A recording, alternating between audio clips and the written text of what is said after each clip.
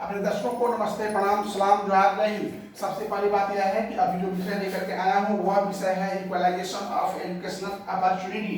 Equalisation of education opportunity यानी इसका अर्थ है शैक्षिक अवसरों का समाजीकरण।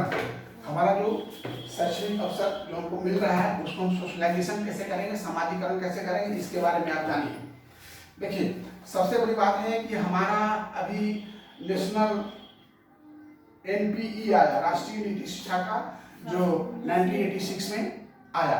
इसके बाद कई एक बार हमारा इसमें संशोधन हुआ। संशोधन होने के बाद इसमें शिक्षा की समानता के लिए संवैधानिक प्रावधान आया। इसके बाद ये प्रावधान आने के बाद अनुच्छेद 26 एक बताता है कि शिक्षा एक मौलिक अधिकार है।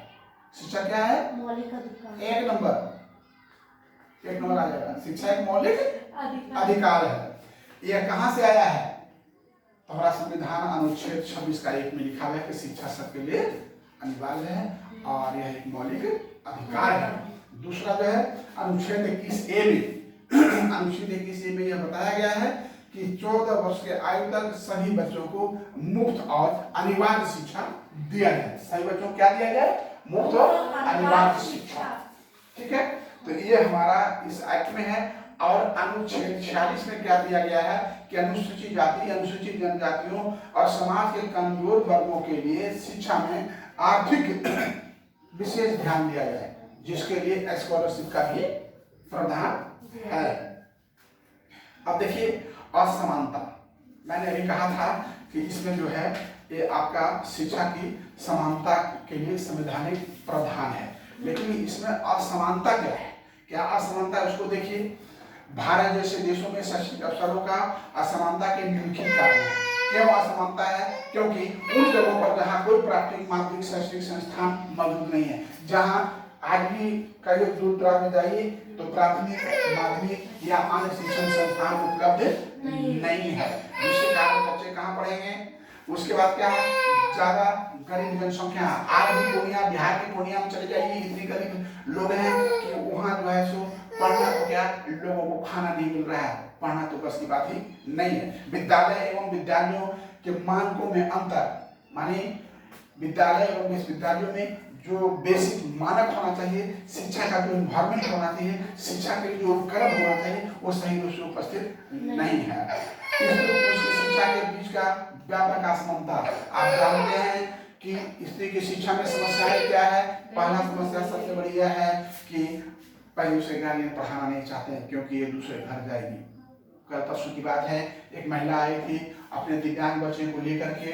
उनकी बच्ची बहुत पढ़ी लिखी थी। मैंने कहा कुछ इसे कराइए, तो उस महिला का जवाब था कि अब क्या कराएंगे, इतनी बड़ी हो गई है, शादी ब्याह करा देंगे, मर्दाना खिलाएगा। फैक्ट्री सामने थी। तो सोचिए, जिस नारी का यह विचार है तो अन्य नारियों का क्या होगा। तो ये असमानता है। कैसे असमानता है कि कभी कभी लड़कियों की समस्याएं घर के कार्य में उलझ जाने के कारण क्लास नहीं कर पाते हैं।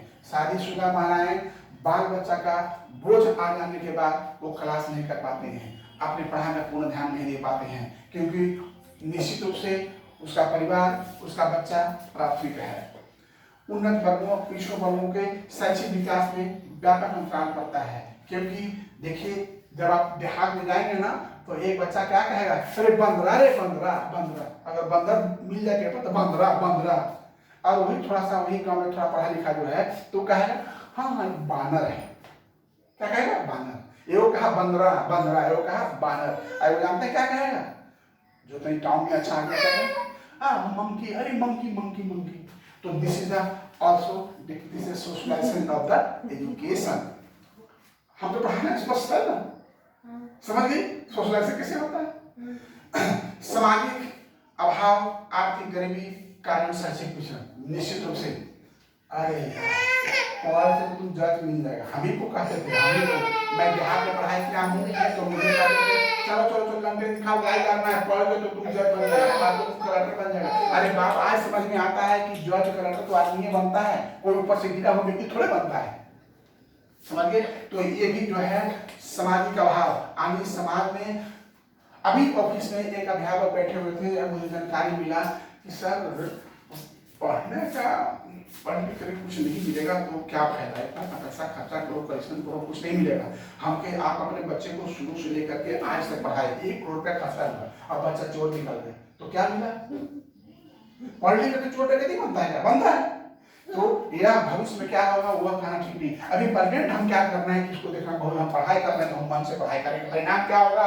आगे बढ़ना। तो ये भी सबसे बड़ी बातें हैं कि आदमी पढ़ाई का उद्देश्य ही बना लेता है कि नौकरी ले लेना। ये तो उद्देश्य है, नौकरी लेना उद्देश्य है, लेकिन सिर्फ नौकरी ही के लिए पढ़ाई करना यह उद्देश्य सही नहीं है। कितने लोग आईएएस करते हैं और उसमें कितने आईएएस पास नहीं कर पाते? इसका मतलब आईएएस नहीं। अरे आपको कुर्सी मिल गई, हमको कुछ नहीं, आईएएस तो हम दिए, आपको कुर्सी मिल गई, हमको नहीं मिल पाई, पढ़े तो हम मिले। हो सकता है 1% हमें कमी रही, आप हमसे 1% ज्यादा थे, लेवल तो ही है। तो मैं बता दूं, कभी भी किसी को डिमोटिवेट न करें शिक्षा के प्रति, क्योंकि ज्ञान का अर्थ नौकरी और रुपया कमाना नहीं होता है। आप गैरेज में चले जाइए, गैरेज वाला भी पढ़ के 10,000 15,000 रुपया कमाता है, ऐसा कोई बात नहीं है। 10,000 रोज कमाता है गैरेज वाला, और एक शिक्षित आदमी 2,000 5,000 1,000 कमाता है। तो फिर भी उसके विचार, व्यवहार, सोशल स्टेटस में बहुत अंतर पड़ता है।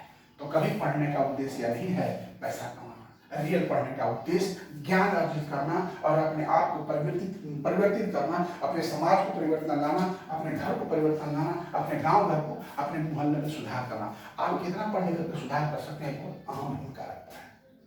नौकरी करने के लिए तो बहुत कम पढ़े लिखे भी नौकरी कर रहे हैं, और नौकरी अगर आपने ज्ञान का चूर और चूर करके है तो हमारे राज्य के मुख्यमंत्री आपको घर आ करके आपको नौकरी देंगे। आप में रियल टैलेंट है, वो मेरिट फाइल करिए।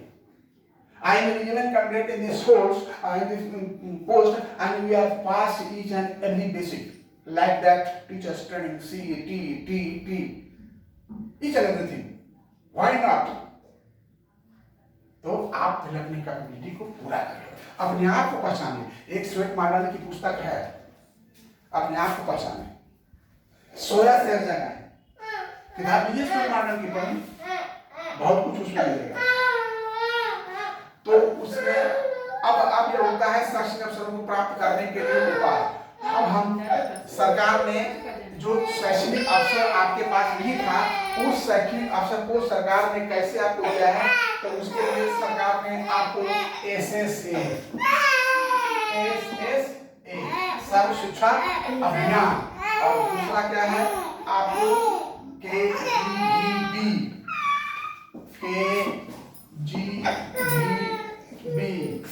तीसरा क्या है KVS,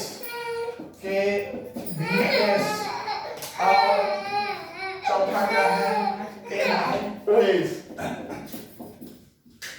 और पांचवा क्या है पॉलिटेक्निक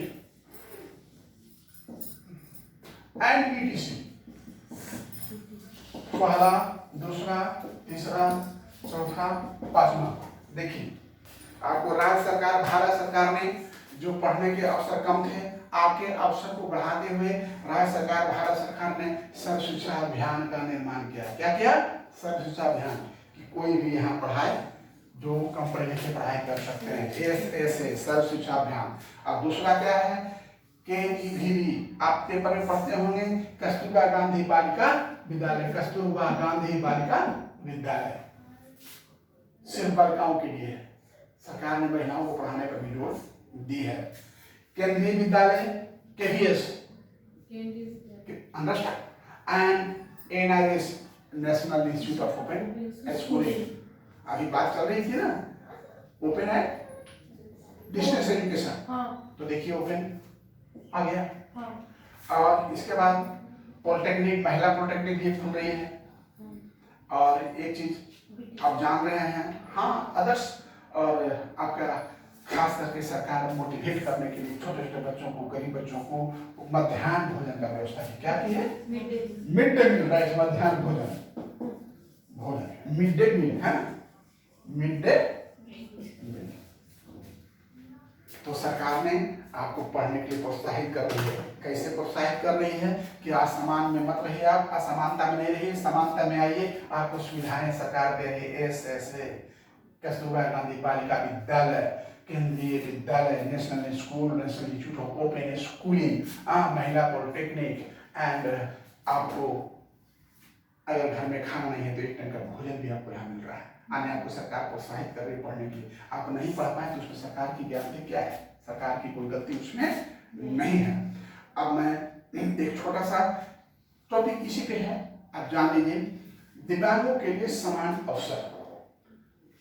ये तो ठीक है, अभी तो सभी जगह हमारे दिव्यांग बच्चे जा सकते हैं, आगे दिव्यांगों के लिए भी समान अवसर दिया गया, दिव्यांग जनों के लिए।